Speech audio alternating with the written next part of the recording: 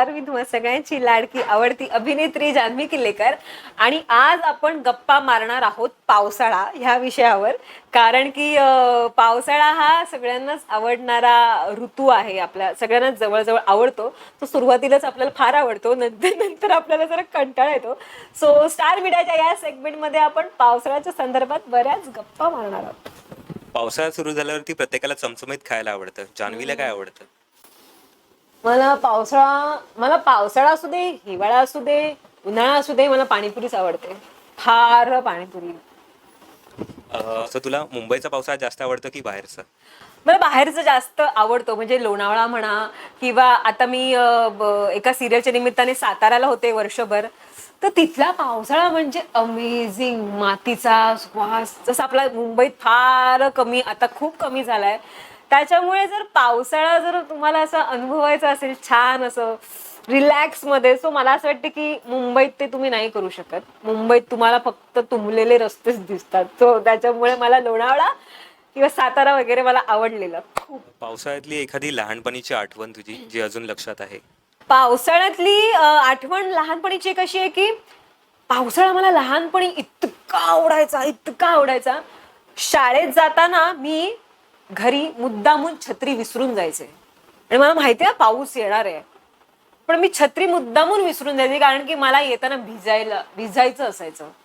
पण बॅग पूर्ण प्रॉपर, म्हणजे बॅगेत तेव्हा आपल्याला माहिती आहे लहानपणी सवय असायची की आपण आपल्या बॅगेमध्ये वह्या पुस्तकं पिशव्यांमध्ये गुंडाळून 2-3 पिशव्यांमधून कव्हर करून, सो ते मी केलेलं आहे. सो सगळ्यांनीच केलेलं आहे ऑफकोर्स आपण, कारण की तेव्हा काही अशा फॅसिलिटीज नव्हत्या की बस रिक्षा वगैरे. चालत जायचं आणि चालत यायचं. जायचं तर जाणार तर नको जाऊ, अशी अशी सिच्युएशन होती. सो बॅग तर काय आपली बॅग भिजू दे, पण बॅगेतली वह्या पुस्तक भिजणार नाहीयेत तर मी भिजणार आहे. सो मला भिजायला प्रचंड आवडायचं तेव्हा. आता जरा ते वय झालंय माझं, मे बी मला आता आवडत नाहीये, पण मला आवडायचं भिजायचं. ही एक खूप मोठी आठवण आहे की मला ती मज्जा यायची. मी मुद्दामून विसरून जायचे छत्री. ही झाली शाळेची आठवण. इवन जेव्हा कॉलेज सुरू होतं तेव्हा सुद्धा पावसाळा सुरू असतो, त्यावेळेची काही आठवण आहे का तुझी? पावसाळ्यात म्हणजे आपण टीनेजर असतो आणि नवीन नवीन काहीतरी क्रश किंवा असं नवीन नवीन प्रेम असं काहीतरी झालेलं असायचं. त्याच्यामुळे तेव्हा भिजण्याची मज्जाच वेगळी असायची. काहीतरी वेगळं आपण फील करतोय, काहीतरी छान घडतंय आयुष्यात. त्याच्यामुळे कॉलेजचा पावसाळा तर मज्जाच आलेली. कॉलेजचा कट्टा तिथे बसणं किंवा त्या कट्ट्यावरची चहा पिणं, वडापाव खाणं. वडापावसाठी पैसे नसायचे, मग अगदीच तू 2 रुपये दे, मी 2 रुपये देते, असं मिळून एक वडापाव 4 तुकडे, असं ती मजा होती. सो पावसाळा कॉलेजचा धमाल. मित्रमैत्रिणींसोबत पावसाळ्याची ट्रिप कधी गेलेस का कुठे? हो, आता रिसेंटलीच गेले ना. आमची पूर्ण भाग्य दिली तू मलाची टीम पावसाळ्या निमित्त आम्ही लोणावळ्याला गेलेलो आणि आम्ही इतकी मजा केलेली, इतकी मजा केलेली की म्हणजे अक्षरशः विवेकचे दोन्ही खांदे दुखत होते. इतके आम्ही त्याच्या अंगावरून उड्या मारतो स्विमिंग पूलमध्ये आणि इतके भिजलो, इतके भिजलो. रात्री नाचलो, खूप खाल्लं आणि सगळ्यात अविस्मरणीय जर पिकनिक कुठली असेल तर तीच होती.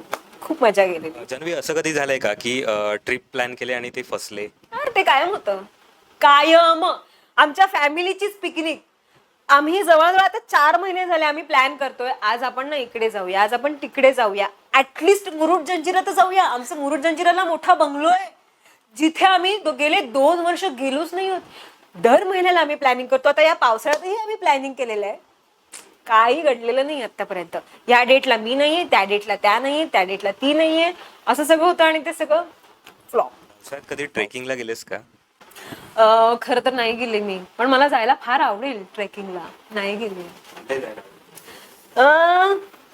ट्रेकिंगची ठिकाणही मला माहित नाहीये की एक्झॅक्टली कुठे ट्रेकिंग करायला जाऊ शकतो, पण आवडेल. पण ते ना काहीतरी असं रिस्की पाहिजे. असं साधं सुद्धा काम मला नाही आवडत. मला खतरो की खिलाडी आहे मी फार. मला असं रिस्की काम म्हणजे अगदी तिथून खाली पडल्यावर मरूच आपण, असं काहीतरी रिस्की असेल तर मग मजा येईल करायला. इंडोर शूट सुरू असताना बाहेर पाऊस असेल तर पहिलं थॉट काय मनात येतं तुझ्या?